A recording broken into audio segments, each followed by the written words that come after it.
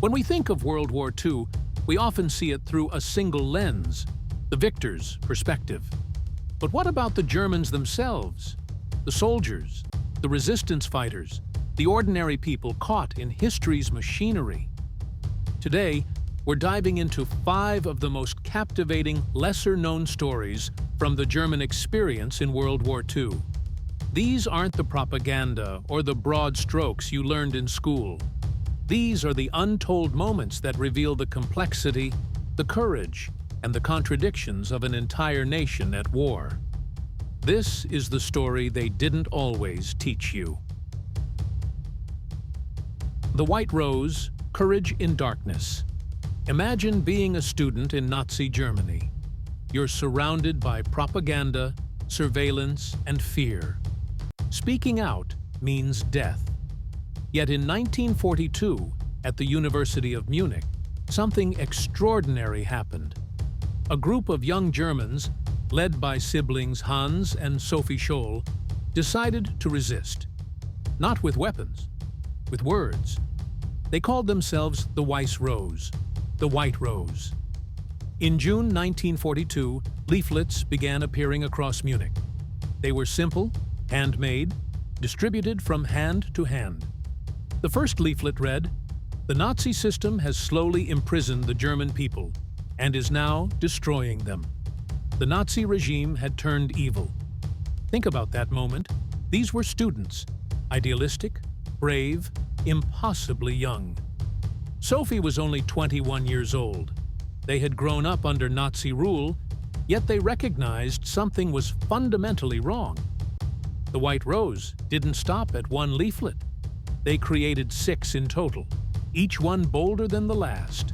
One leaflet, produced in 6,000 to 9,000 copies using a hand-operated duplicating machine, was distributed to cities across Germany: Berlin, Hamburg, Cologne, Vienna. They called it an appeal to all Germans, urging non-violent resistance and questioning the regime's abominable crimes. They used graffiti, too. On walls and buildings, simple messages: down with Hitler, freedom, resist. By early 1943, the White Rose had grown from a small group to nearly 300 supporters: students, professors, intellectuals. The movement was spreading, and that's when the Gestapo came. On February 18, 1943, Hans Scholl was arrested. Sophie followed hours later. During interrogation, Sophie remained defiant, refusing to betray her fellow members. On February 22, 1943, just 4 days later, both Hans and Sophie were executed by guillotine. Before her death, Sophie's final words were reportedly, "How can we expect righteousness to prevail when there is hardly anyone willing to give themselves up individually to a righteous cause?" What makes the White Rose so extraordinary is what they represented. Proof that not all Germans were complicit, that resistance existed, that even in the darkest hour, some chose conscience over survival. Their leaflets were eventually smuggled to Britain and re-dropped over Germany as propaganda. In a strange twist of fate, the regime they fought against inadvertently helped spread their message. Operation Valkyrie, the plot to kill Hitler. While the White Rose used words, others chose to act. In 1944, deep within the German military establishment, a conspiracy was forming. Its goal: assassinate Adolf Hitler and overthrow the Nazi regime from within. This was Operation Valkyrie, and it came closer to success than most people realize. The mastermind was Colonel Klaus von Stauffenberg, a decorated Wehrmacht officer, a man of principle who had come to see the war as unwinnable and the regime as catastrophic.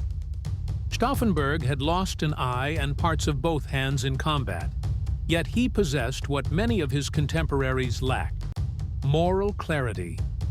He wasn't alone.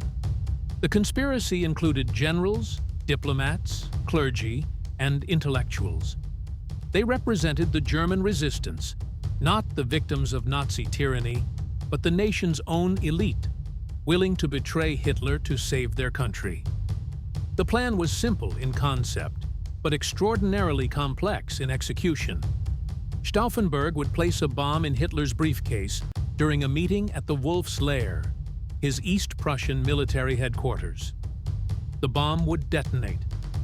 Hitler would die. Then, using a pre-planned military contingency called Operation Valkyrie, they would seize control of the government and establish a new regime. It should have worked. On July 20th, 1944, Stauffenberg entered the daily military briefing with 2 pounds of plastic explosives hidden in his briefcase. He armed the bomb. He placed it under the map table just meters from Hitler. Then he excused himself, ostensibly to take a phone call, and waited. At 12:42 p.m., the bomb detonated. The blast was enormous. The wooden building exploded. Surely, everyone thought, Hitler was dead, but he wasn't.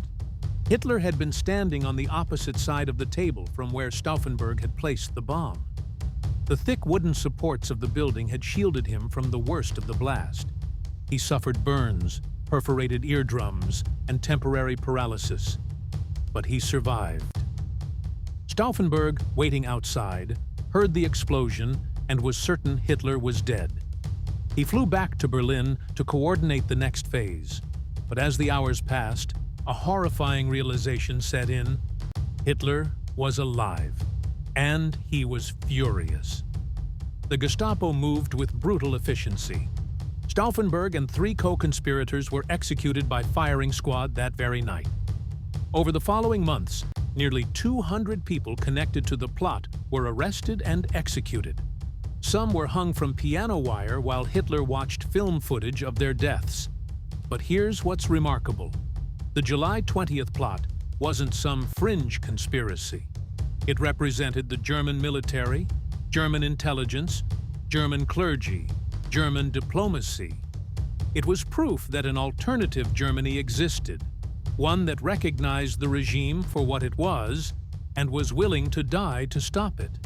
Stauffenberg's last words before the firing squad were reportedly, "Long live sacred Germany." The plot failed, but its existence shattered the myth that all Germans were willing servants of the regime. It revealed fractures, resistance, and moral courage within the very heart of Nazi Germany. German technological innovation ahead of their time. While we often remember Germany for its military aggression, what's less discussed is this. In certain areas of technology, Nazi Germany was genuinely ahead of its time. Some of these innovations changed warfare forever. Take the jet engine, the Messerschmitt. Me-262 was the world's first operational jet-powered fighter aircraft.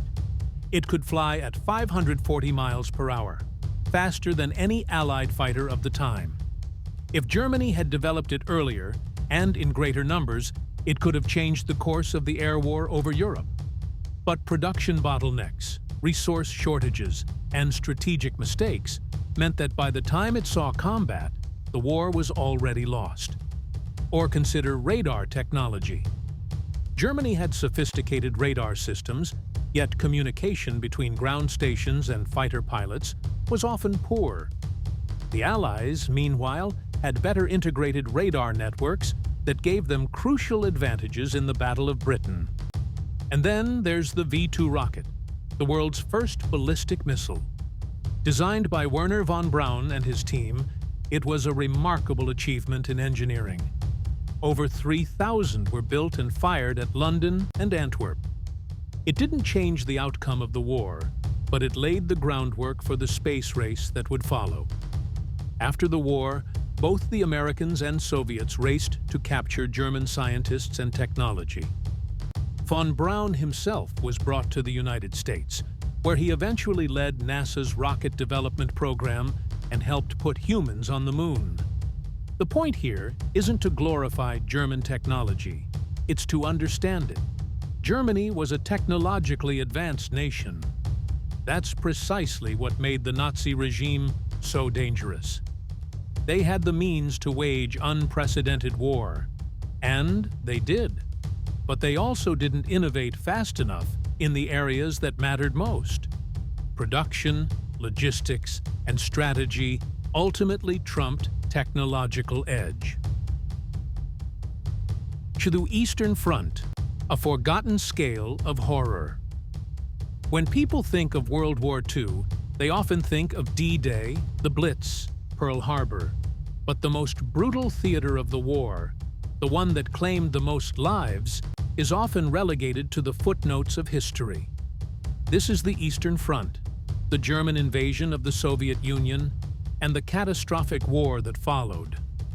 When Germany invaded the Soviet Union on June 22, 1941, it was the largest military invasion in history. Nearly 4 million troops crossed into Soviet territory. The scale was almost incomprehensible. What followed was a meat grinder unlike anything Europe had ever seen. In the first winter alone, the winter of 1941-42, over 750,000 German soldiers died, mostly from cold, hunger, and disease. The Wehrmacht, accustomed to quick victories in Western Europe, was utterly unprepared for the vast distances, the brutal Russian winter, and the seemingly inexhaustible Soviet reserves of men and equipment. One German officer wrote in his diary, "The Russian Colossus has been underestimated by us. The enormous space, the incredible fertility of the soil, and the 200 million inhabitants are all things that geographical theory had told us about, but which we had failed to imagine in their terrible reality." The Eastern Front consumed German resources relentlessly. As Germany fought deeper into Soviet territory, supply lines stretched impossibly thin. Soldiers froze to death. Horses died by the millions. Equipment failed in temperatures that Germany's industry couldn't design for. By the time Germany finally halted its advance at Stalingrad in late 1942, the myth of German military invincibility had been shattered.